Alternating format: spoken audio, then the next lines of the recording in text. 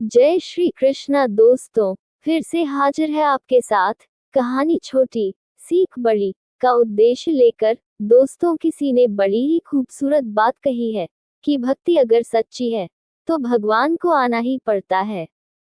दोस्तों, आज की कहानी है एक ऐसी लड़की की जो श्री कृष्ण की अनन्य भक्त थी।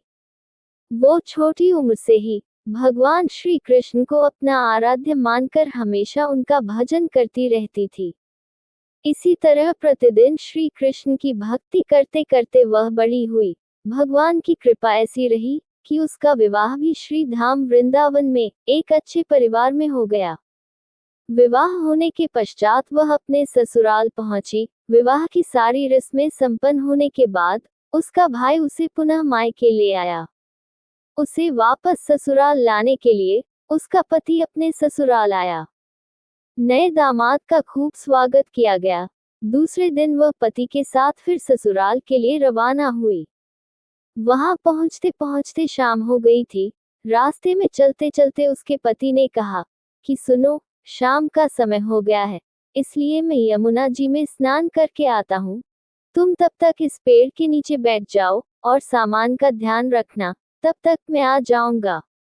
यदि कुछ जरूरत हो तो मुझे आवाज लगा देना। इतना कहकर पति चला गया और वह लड़की वहां पेड़ के नीचे बैठ गई। उसने लंबा सा घूंघट निकाल रखा था। मन ही मन उसने कहा कि मैंने बचपन से भगवान की भक्ति की और उन्हीं की कृपा से मेरा विवाह भी वृंदावन में हो गया। उसने सोचा, मैं इतने वर्षों से ठाकुर जी को मानती हूँ, परंतु अब तक उनसे कोई रिश्ता नहीं जोड़ा। खुद से ही बात करते हुए वो सोचती है कि ठाकुर जी की उम्र क्या होगी। लगभग 16 वर्ष के होंगे। मेरे पति 21 वर्ष के हैं। ठाकुर जी उनसे थोड़े से छोटे हैं, इसलिए मेरे पति के छोटे भाई की तरह हुए और मेरे देवर की तरह। तो आज से ठाकुर जी मेरे देवर हुए। अब वो ठाकुर जी से नया संबंध जोड़कर बड़ी प्रसन्न हुई और मन ही मन ठाकुर जी से कहने लगी कि देखो ठाकुर जी, आज से मैं तुम्हारी भाभी और तुम मेरे देवर हो गए। अब वो समय आएगा जब तुम मुझे भाभी भाभी कहकर पुकारोगे। इतना सोच ही रही थी कि तभी एक 10-15 वर्ष का बालक आया और उस लड़की से बोला, भाभी भाभी। लड़की अचानक से अपनी सोच से बाहर आई और उस लड़के को देखकर सोचने लगी कि यहाँ तो मैं नहीं हूँ, घर वालों के अलावा कोई मुझे जानता भी नहीं है, फिर ये भाभी कहकर कौन और क्यों बुला रहा है। नई थी, इसलिए घूंघट उठकर नहीं देख सकती थी कि गांव के किसी बड़े बूढ़े ने देख लिया तो बड़ी बदनामी होगी। अब वह बालक बार बार कहता, पर वह उत्तर न देती। बालक पास आया और बोला, भाभी तनिक अपना चेहरा तो दिखाया दे। अब वह सोचने लगी, ये बालक तो बड़ी जिद कर रहा है, इसलिए कस के घूंघट पकड़कर बैठ गई कि कहीं घूंघट उठाकर देख ना ले। लेकिन तभी उस बालक ने जबरदस्ती घूंघट उठाकर चेहरा देखा और भाग गया। थोड़ी देर में उसका पति आ गया। उसने सारी बात अपने पति को बताई। पति ने कहा कि तुमने मुझे आवाज क्यों नहीं दी। लड़की बोली, वह तो इतने में भाग ही गया था।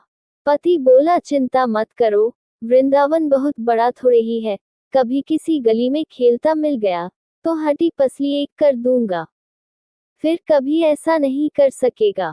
तुम्हें जहां भी दिखे मुझे जरूर बताना। फिर दोनों घर गए। कुछ दिन बाद उसकी सास ने अपने बेटे से कहा, बेटा देख, तेरा विवाह हो गया, बहू मायके से भी आ गई, पर तुम दोनों अभी तक बांके बिहारी जी के दर्शन के लिए नहीं गए। एक काम करो, कल जाकर बहू को दर्शन कराकर ले आना। अब अगले दिन दोनों पति पत्नी ठाकुर जी के दर्शन के लिए मंदिर जाते हैं। मंदिर में बहुत भीड़ थी। पति ने कहा, तुम महिलाओं के साथ आगे जाकर दर्शन करो, मैं भी आता हूँ। अब वह आगे गई पर घूंघट नहीं उठाती है। उसे डर लगता कोई बुजुर्ग महिला या पुरुष देखेगा तो क्या कहेगा। बहुत देर हो गई, तभी पीछे से पति ने आकर कहा, अरे पगली, भगवान के सामने घूंघट नहीं हटाएगी तो दर्शन कैसे करेगी। अब उसने अपना घूंघट उठाया और जो बांके बिहारी जी की ओर देखा तो बांके बिहारी जी की जगह वही बालक मुस्कुराता हुआ दिखा। तो एकदम से चिल्लाने लगी। पति से बोली, जल्दी आओ, जल्दी आओ। पति पीछे से भागा भागा आया। बोला, क्या हुआ? लड़की बोली, उस दिन जो मुझे भाभी भाभी कहकर भागा था, वह बालक मिल गया। पति ने कहा, कहाँ है? अभी उसे देखता हूँ। तो ठाकुर जी की ओर इशारा करके बोली, ये रहा, आपके सामने ही तो है। उसके पति ने जो देखा तो अवाक रह गया और बोला, तुम धन्य हो, वास्तव में तुम्हारे हृदय में सच्चा भाव है ठाकुर जी के प्रति। मैं इतने वर्षों से वृंदावन में हूँ, मुझे आज तक उनके दर्शन नहीं हुए, और तेरा भाव इतना उच्च है कि बिहारी जी के तुझे दर्शन हुए। दोस्तों, ये कहानी बताती है कि मन के भाव अगर सच्चे हैं, भक्ति अगर सच्ची है, तो भगवान भी उस भक्त से हारकर दर्शन देने पहुंच जाते हैं। दोस्तों, कहानी अच्छी लगी हो तो वीडियो को लाइक, शेयर और कमेंट में जय श्री कृष्णा जरूर लिखें और हमारे चैनल को सब्सक्राइब अवश्य कीजिएगा। धन्यवाद। जय श्री कृष्णा। हरि हर।